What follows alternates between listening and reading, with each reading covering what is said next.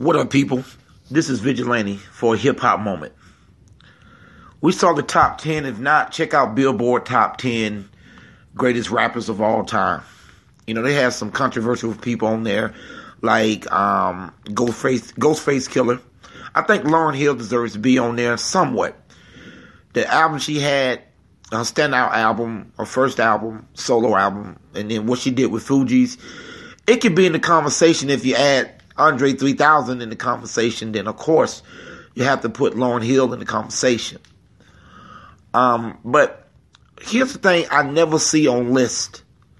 It's hardly ever when you hear rappers say it.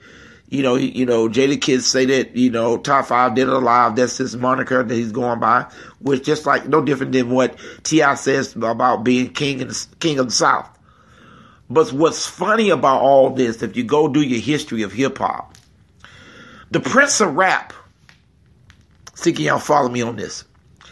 The Prince of Rap is never on the list. And it amazes me from the time he started, 16 years old, 15 years old, 16, I think, from I Need a Beat, Rock the Bells. Sound familiar now? Mama Said Knock You Out, I'm Bad, Hey Lover. Very consistent. At one time, no MC had the consistency of LL Cool J. From his 1985 run, pretty much into the mid-90s, we had consistent runs, platinum, hits. Opened the door for a lot of MCs, especially solo artists.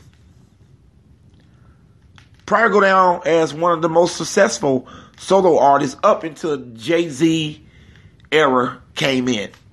Then Jay-Z basically took what LL ran with, and he's at the next stage of that. Even though these guys are probably about a year apart. I think a year apart. But LL Cool J is never mentioned. Is it because of his love persona? Or what? Or just something about this new generation that don't like LL? He's never mentioned, at least in the top 10. You're going to say that greatest rapper all time or greatest lyricist. All depends on what you're saying. Even lyrics, his lyrics are slept on. But I'm not here to defend him in that. Let's just defend him in all the things he's done. You're trying to tell me right now, Ghostface Killer, which I love. I think he's dope, underrated, all that. But he's not a better rapper than LL Cool J. From a whole total body of work. No way. It's not even possible. Can he flow? Of course he can. But do you actually think that a focused LL can't deal with Ghostface? I'm saying it. I know. I'm saying it. Wu-Tang fans going to be all over me. Total work. Now, don't get it wrong. Ghostface got some dope, slept-on R&B type songs. He had an album a couple years ago with that type of vibe. So he's dope. But y'all can't keep disrespecting LL and leaving him off of all these lists. He already didn't get in the Rock and Roll Hall of Fame, which is absurd. I mean, are we really going to let people change our history? You know, one thing we're afraid of is saying that, you hear the people say 20 years from now, they're going to say Iggy and Eminem created rap. Well, hell, I can see why they'll say that, because we don't have no keepers of the gate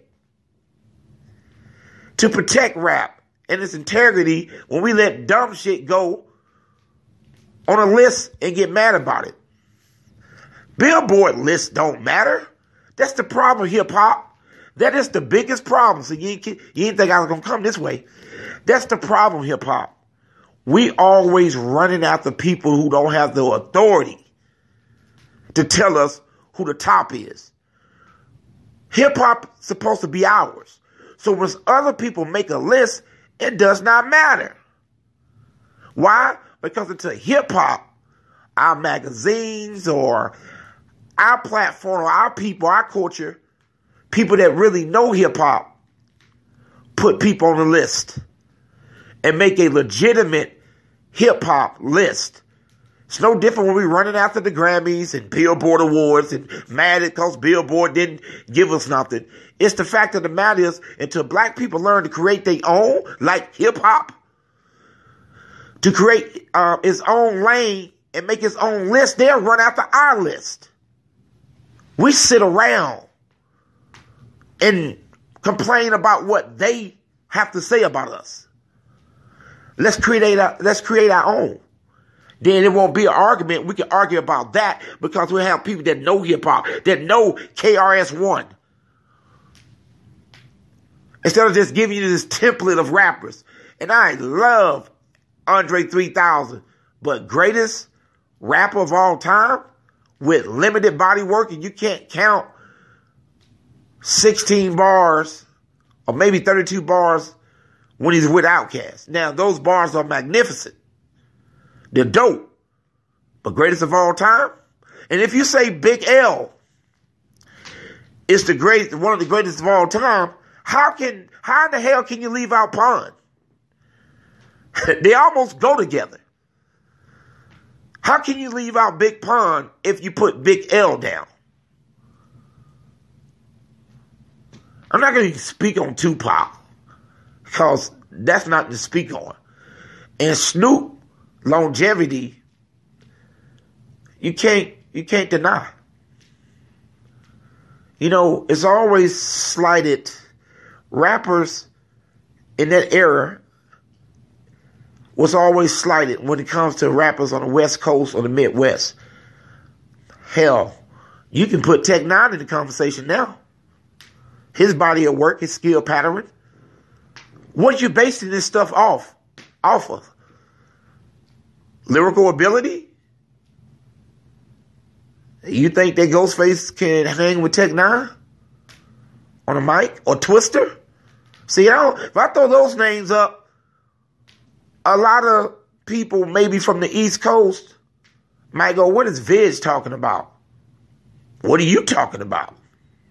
You trying to tell me Tech Nine and Twister are not good lyricists and ain't got multiple style? When we gonna start giving speed rap its proper due? Eminem is a rapper that definitely got bars, can spit, and you can't deny his skills. But when you stack him up, he's a Midwest rapper. No different than Tech Nine and Twister, with the exception of he's white. That's it. It's a fast rapper. Good bars. Multi-syllable scheme, setup, you name it. No different than Tech Nine. No different than Twister. Just a different color. But Eminem deserves to be on the list. Nobody's knocking that. But let's get it right, y'all. Stop the disrespect of hip-hop legends, man. Whether y'all don't like LL because he's doing television now or whatever, y'all cannot deny this man's influence on hip-hop by disrespecting him, that you got other rappers that either didn't last that long because of certain things that happened to him in life. Like Big L was on his way. Great freestyles you hear. He was on his way. But we don't know by the third or fourth album where Big L would be. Technically, you don't know by the third or fourth album where Biggie would be. But we know he did enough to be in the conversation. Tupac did enough to be in the conversation. And we can see the Ghostface Killer. You know, he got some solo joints. And also Wu-Tang. Hell, Inspector Deck is lyrical. So, y'all tell me what y'all think. Like I say, but the bigger issue is we should have our own rankings. So when they throw out something like that, we go, oh, whatever. Tell me what y'all think. Out.